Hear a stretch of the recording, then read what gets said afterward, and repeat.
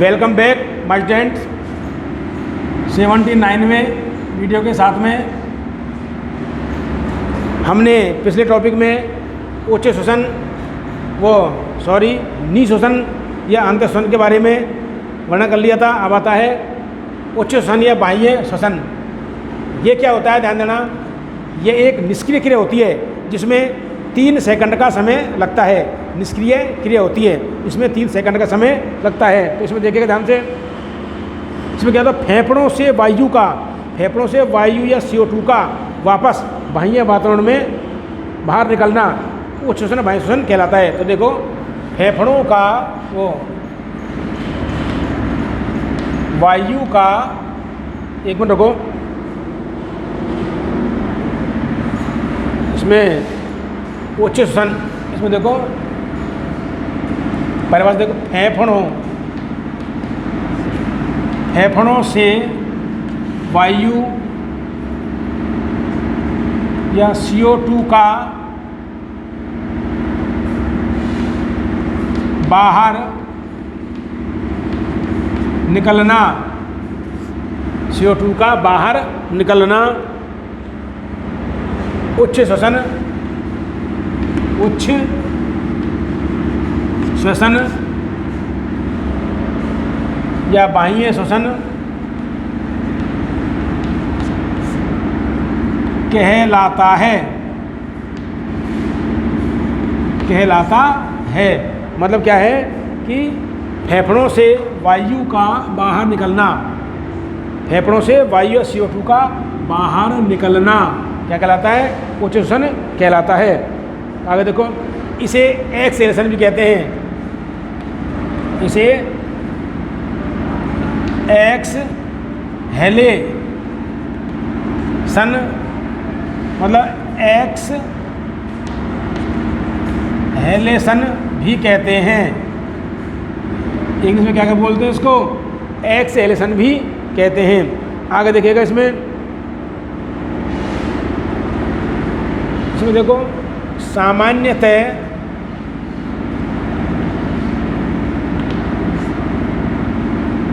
उच्च श्वसन एक निष्क्रिय क्रिया होती है। एक निष्क्रिय क्रिया होती है जिसमें 3 सेकंड का समय लगता है। तो ध्यान देना बेटा, उच्च श्वसन क्या होता है, जस्ट नी श्वसन के विपरीत होती है। ध्यान देना, नी श्वसन के विपरीत क्रिया क्या कहलाती है, उच्च श्वसन कहलाती है। क्यों? देखो, फेफड़ों से वायु जो कि अशुद्ध वायु होती है, जिसमें CO2 घुली होती है, जो कि कूपिकाओं के मध्य में एक्सचेंज होता है, किनका, वायु का, अर्थात O2 और CO2 का आदान प्रदान होता है। तो देखो, फेफड़ों से वायु या CO2 का बाहर निकलना उच्च श्वसन या बाह्य श्वसन कहलाता है। इसे एक्सहेलेशन भी कहते हैं। सामान्यतः उच्च श्वसन एक निष्क्रिय क्रिया होती है जिसमें 3 सेकंड का समय लगता है। कितने सेकंड का? इसमें 3 सेकंड का समय लगता है। आप देखो ध्यान से,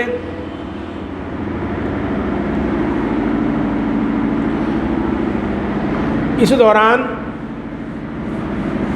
अंतरापरसुक पेशी मतलब बाह्य परसुक पेशियों में, ध्यान देना, उच्च श्वसन के दौरान किसी भी पेशी में कोई संकुचन नहीं होता है। ध्यान देना, उच्च श्वसन के दौरान किसी भी पेशी में संकुचन नहीं होता है। किसी पेशी में संकुचन नहीं होता है क्योंकि एक निष्क्रिय क्रिया होती है। ध्यान देना। अब देखो, बाह्य श्वसन के दौरान क्या होता है, डायफ्राम और बाह्य अंतरापरसुक पेशियाँ में अनुशीतलन होता है, मतलब वापस अपनी स्थिति में आती हैं, अनुशीतलन होता है। तो देखिएगा इसका एक बार डायग्राम देख लेते हैं इसका क्या होता है। देखो कौन सा उच्च श्वसन,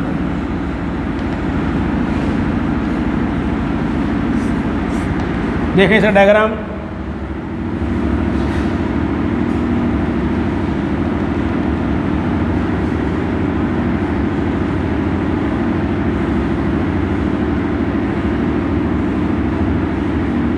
वापस अपनी स्थिति में फेफड़े आ जाते हैं। तो देखो अब एरो को निशान बाहर की ओर लगा देंगे।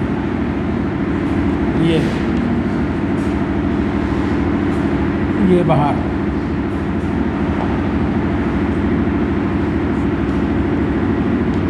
वक्ष गुहा के आयतन में कमी,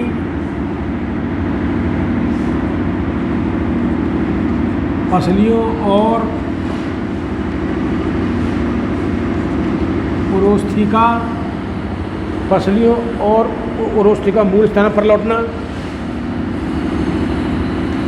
मूल स्थान पर लौटना, और ये आ जाएगा वायु का फेफड़ों से बाहर निकलना।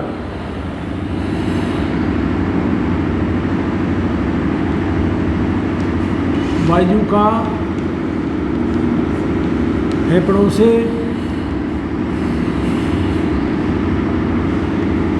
बाहर निकलना, ध्यान देना। अब देखो इसमें ये वही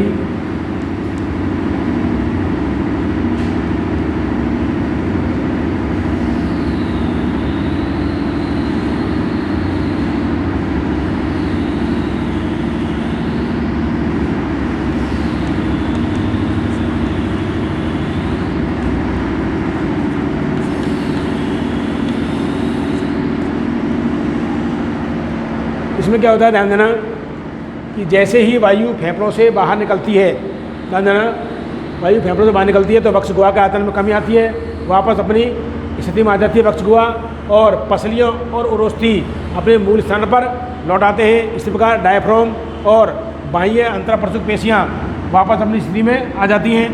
डायफ्राम और बाह्य अंतरापरशुक पेशियाँ, बाह्य अंतरापरशुक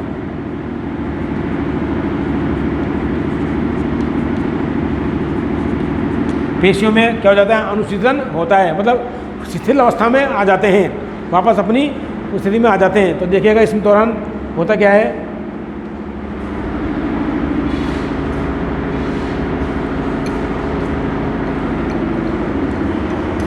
जस्ट उसके विपरीत क्रिया होती है ये। तो देखो इसके दौरान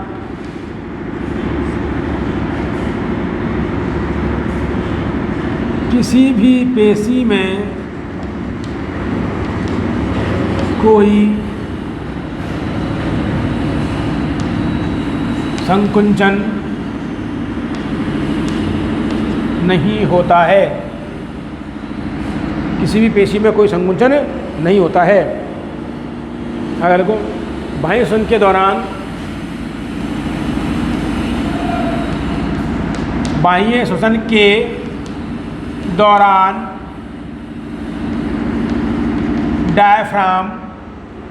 डायफ्राम और बाह्य अंतरापरशुक पेशियाँ, डायफ्राम और बाह्य अंतरापरशुक पेशियाँ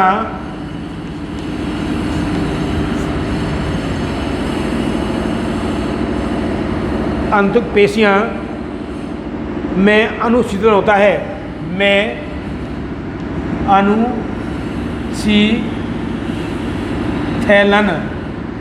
अनुशीतलन होता है। क्या होता है बेटा, अनुशीतलन होता है, मतलब शिथिल अवस्था में आ जाती है वापस, पहले फैली हुई थी। तो देखो बाह्य श्वसन के दौरान या उच्च श्वसन के दौरान डायफ्राम और बाह्य अंतरापरशुक पेशियों में अनुशीतलन होता है, जिससे डायफ्राम, स्टर्न और पेशियाँ अपनी पूरी स्थिति में आ जाती हैं, जिससे डायफ्राम, स्टालन और पेशियां अपनी पूर्व स्थिति में आ जाती हैं, वापस अपनी पूर्व की स्थिति में आ जाती हैं। ध्यान देना।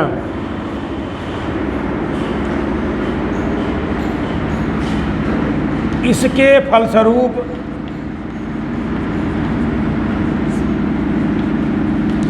वक्ष गुहा का आयतन घट जाता है, वक्ष गुहा का आयतन घट जाता है और फेफड़ों में देहगुह्य द्रव का दबाव बढ़ जाता है और फेफड़ों में देहगुह्य द्रव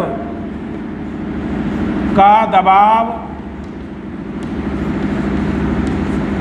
बढ़ जाता है, फेफड़ों में देहगुह्य द्रव का दबाव बढ़ जाता है, जिससे फेफड़ों में भरी वायु, जिससे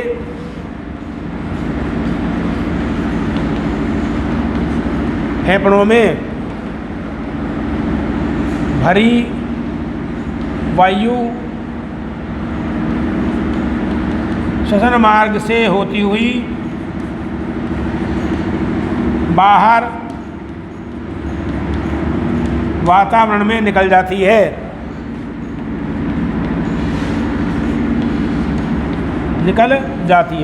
तो देखिएगा बेटा ध्यान से इसको, ये बिल्कुल इसके विपरीत क्रिया होती है। इसमें क्या होता है ध्यान देना, वायु का फेफड़ों में बाहर निकलना, जैसे ही क्या होता है कि ये निष्क्रिय क्रिया होती है, इसमें 3 सेकंड का समय लगता है। तो निष्क्रिय में क्या होता है कि किसी भी प्रकार की पेशियों में कोई भी प्रकार का संकुचन नहीं होता है, अर्थात ये वापस अपनी स्थिति में आने की कोशिश करती हैं, आ जाती हैं। तो देखो उच्च श्वसन के दौरान किसी भी पेशी में कोई संकुचन क्रिया नहीं होती है या कोई संकुचन नहीं होता है। अब देखो बाह्य श्वसन के दौरान डायफ्राम और बाह्य अंतःप्रसूत पेशियों में अनुशीतलन होता है, अर्थात जो ये पेशी होती है इनमें अनुशीतलन होता है, अर्थात शिथिल अवस्था में आ जाती है, वापस शिथिल अवस्था में आने की कोशिश करती हैं और आ जाती हैं, जिससे पसलियाँ और उरोस्थी अपने मूल स्थान पर आ जाती हैं। वक्ष गुहा का आयतन घट जाता है, डायफ्राम और अंतःप्रसूत पेशी अपनी मूल स्थिति में आ जाती हैं और देहगुह्य द्रव का फेफड़ों पर दबाव बढ़ता है, जिससे फेफड़ों भरी वायु बाह्य मतलब निकल जाती है। इसमें दे रखें आपको कि जिससे डायफ्राम, स्टोलन और पेशियों में अपनी पूर्व स्थिति में आ जाती है। इसके फलस्वरूप वक्ष गुहा का आयतन घट जाता है और फेफड़ों में देहगुह्य द्रव का दाब बढ़ जाता है, जिससे फेफड़ों में भरी वायु श्वसन मार्ग से होती हुई बाहर निकल जाती है। इस प्रकार ये डायग्राम पूछा गया था लास्ट ईयर, तो देखिएगा इसको एक बार ओरल और समझ लें आप लोग कि उच्च श्वसन, इसमें होता क्या है दादा, ये एक निष्क्रिय क्रिया होती है।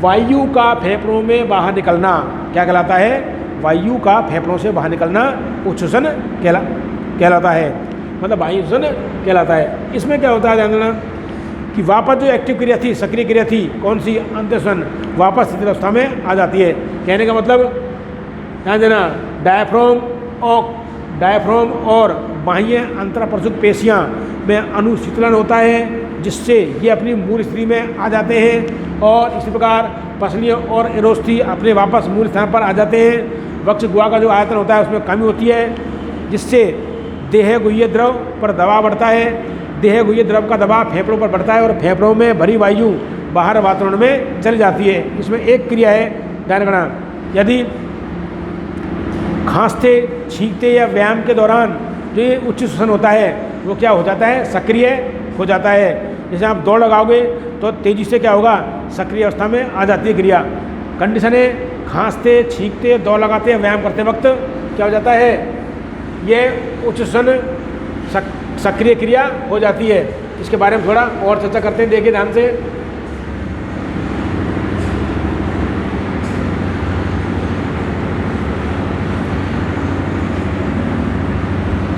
इसका PDF डाल दूंगा बेटा मैं, और आप समझ लें अच्छी तरह से।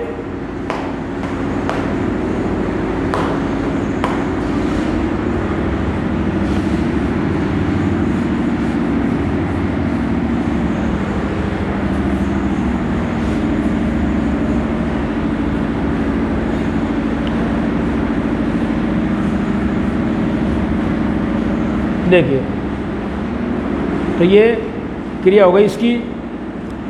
अब आता है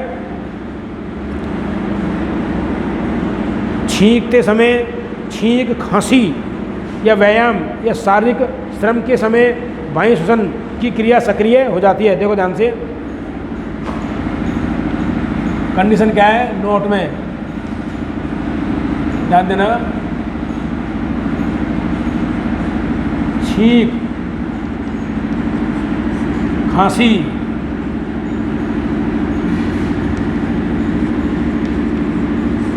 शारीरिक व्यायाम, छींक, खांसी, शारीरिक व्यायाम और श्रम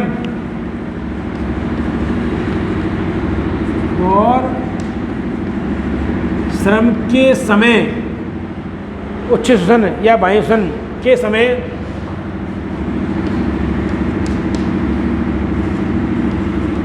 बाह्य श्वसन सक्रिय क्रिया हो जाती है। बाह्य श्वसन सक्रिय क्रिया हो जाती है। बाह्य श्वसन सक्रिय क्रिया हो जाती है। क्यों हो जाती है ध्यान देना। छींक, खांसी, शारीरिक व्यायाम और श्रम के समय बाह्य श्वसन सक्रिय क्रिया हो जाती है। तो कैसे होती है ध्यान देना। इसके दौरान आंतरिक पर्शक पेशियों और उदरीय पेशियों में संकुचन होता है। जैसे छींकेंगे तो ध्यान देना क्या होता है कि इसके दौरान आंतरिक अंतरापर्शक पेशियाँ, इनके दौरान, किनके दौरान, छींक, खांसी, शारीरिक व्यायाम, इनके दौरान आंतरिक अंतरापर्शक, आंतरिक अंतरापर्शक पेशियों, आंतरिक अंतरापर्शक पेशियों और उदरीय पेशियों, उदर की पेशियों, आंतरिक अंतरापर्शक पेशियों और उदर की पेशियों में संकुंचन होता है। क्या होता है? संकुंचन होता है, जिससे आंतरिक अर्तिक पर्शक पेशियां संकुचित होकर, जिससे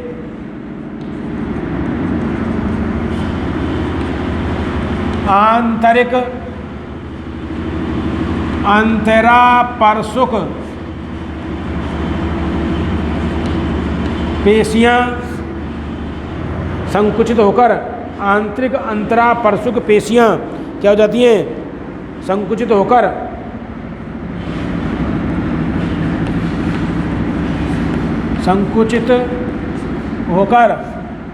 संकुचित होकर पसलियों के अंदर की ओर, पसलियों के अंदर की ओर खिंचती हैं, पसलियों के अंदर की ओर खिंचती हैं और उदरीय पेशियों में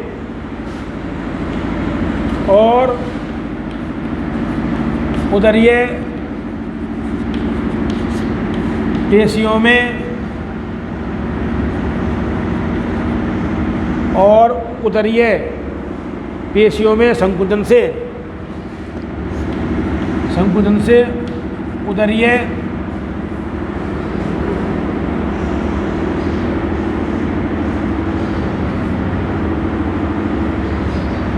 पेशियों में संकुचन से उदर में स्थित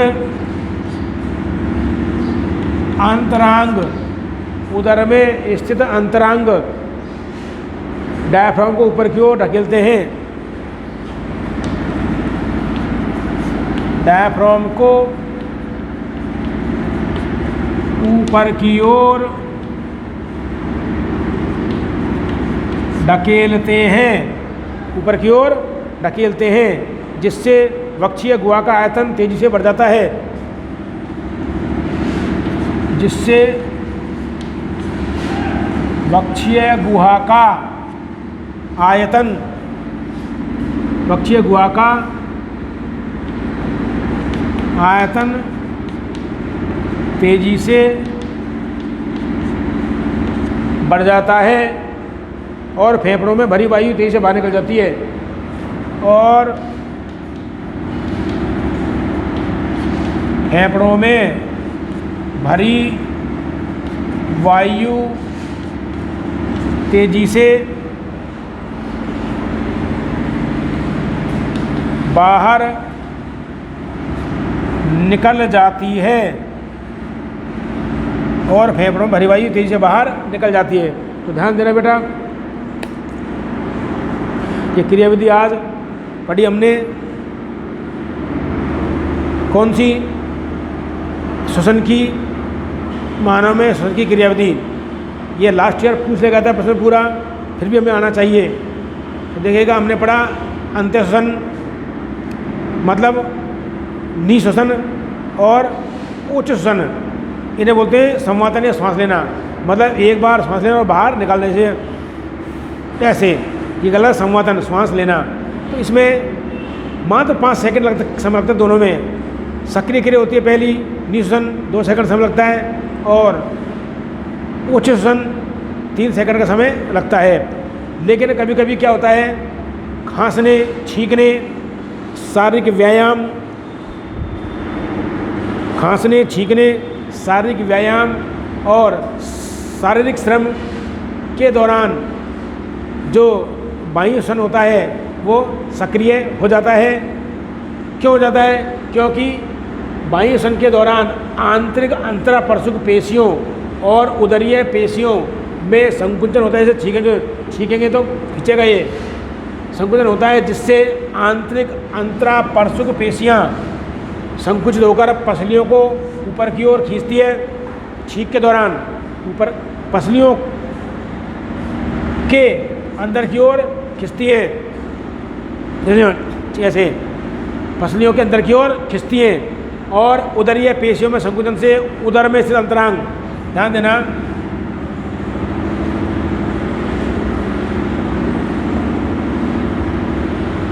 आंतरिक अंतरापरशुक पेशियों में संकुचन होता है, जिससे पसली अंदर की ओर खिंचती है, अंदर की ओर खिंच जाती है। इसी प्रकार उदरीय पेशियों में संकुचन के कारण क्या होता है, उदर में स्थित कोशिकांग,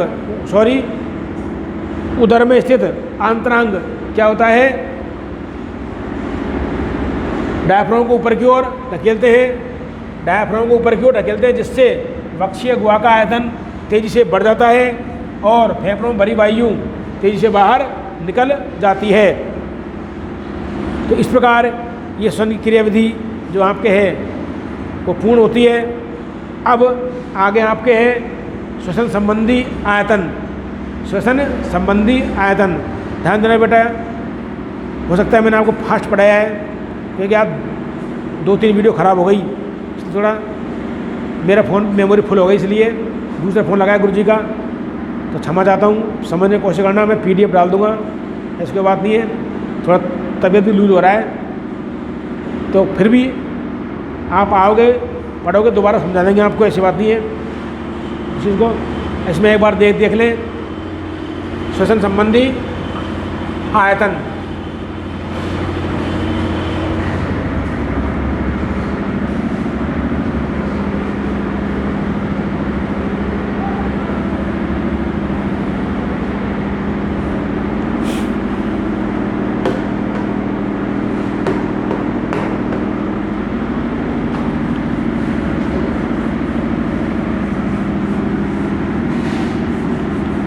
इसमें देखिएगा आप, इसमें श्वसन संबंधी आयतन या फुफ्फुसी आयतन,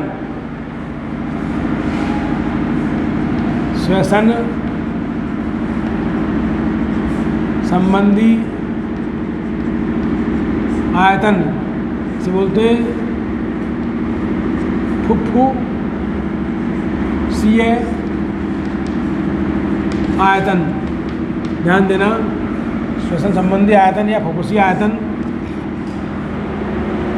इसमें देखो एक होता है फेफड़ों की जो भौतिक क्षमता होती है, फेफड़ों की भौतिक क्षमता को मापन यंत्र या मापने वाला यंत्र या किसके द्वारा मापा जाता है? स्पायरोमीटर के द्वारा। ध्यान देना, एक यंत्र होता है स्पायरोमीटर। स्पायरोमीटर, ध्यान देना, ये क्या करता है? स्पायरोमीटर, ध्यान देना, फेफड़ों की भौतिक क्षमता, फेफड़ों की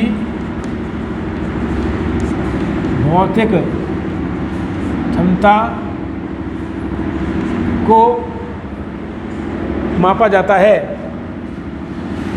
स्पायरोमीटर के द्वारा फेफड़ों की भौतिक क्षमता को मापा जाता है। प्रश्न आ जाता है कि फेफड़ों की भौतिक क्षमता को मापने वाले यंत्र का नाम बताइए। स्पायरोमीटर 1 नंबर में आ जाता है। तो देखिएगा, आयतन पढ़ रहे इसलिए थोड़ा ये आ गया टॉपिक। स्पायरोमीटर द्वारा फेफड़ों की भौतिक क्षमता को मापा जाता है। इसमें देखिए आगे आप बहुत सारे आयतन है, संबंधी आयतन। पहला है ज्वारीय आयतन, ये पूछा जाता है, इसको एक पढ़ ले, फिर बाकी टॉपिक पढ़ाएंगे उसमें, ध्यान देना। ज्वारीय आयतन, इसे बोलते हैं हम टाइडल वॉल्यूम। टाइडल वॉल्यूम,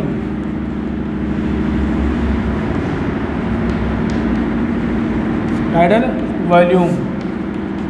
तो देखिएगा ये क्या होता है कि सामान्य संवातन के दौरान फेफड़ों द्वारा ली गई और बाहर निकल गई वायु की क्षमता ज्वारीय आयतन कहलाती है। मतलब संवातन, इसमें देखो परिभाषा देखो इसकी, सामान्य संवातन मतलब श्वास के दौरान, या हम ये भी कह सकते हैं श्वसन। संवातन के दौरान फेफड़ों द्वारा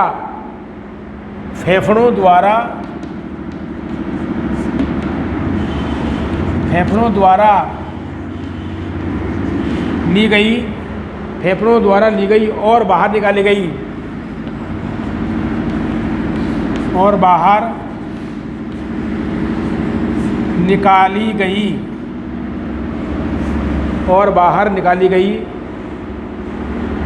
वायु की मात्रा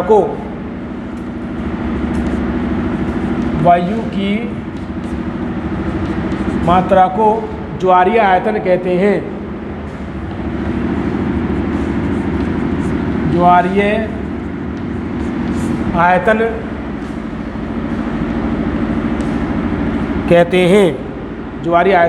कहते हैं। तो देखो ज्वारीय आयतन का मान, ज्वारीय आयतन का मान 500, कितना? 500 ml मिलीलीटर होता है। 500 मिलीलीटर होता है। तो देखिएगा कैसे, ध्यान देना, 500 मिलीलीटर होता है। तो ध्यान से देखना इसको आप। तो ज्वारीय आयतन क्या होता है? देखो ज्वारीय आयतन आपसे निकाल लाना चाहिए, बराबर दोनों हैं, कौन कौन से? निश्वसन और उच्छ्वसन। निश्वसन प्लस उच्छ्वसन। अब देखो अगला ज्वारीय आयतन, इसमें देखो दोनों क्या बोलेंगे इसको? संवातन। तो आ जाएगा संवातन, ध्यान देना। तो अब टोटल संवातन, ज्वारीय आयतन 500 ml, कितना होता है? 500 ml होता है। मतलब निश्वसन के दौरान निकल गई और उत्सर्जन के दौरान, निश्वसन के दौरान ली गई और उच्च श्वसन के दौरान निकल गई मात्रा, वायु की मात्रा क्या कहलाती है? आप ध्यान देना, एक स्वस्थ जो मनुष्य होता है लगभग 600 से 6000 से 8000 ml वायु प्रति मिनट की दर से संवातित करता है। प्रति मिनट की दर से 1 मिनट में कितनी करेगा वो? 6000 से 8000। इसके बारे में आपको कल चर्चा की जाएगी। मैं आपको PDF डाल दूंगा बेटा, थोड़ा देख लेना ध्यान से।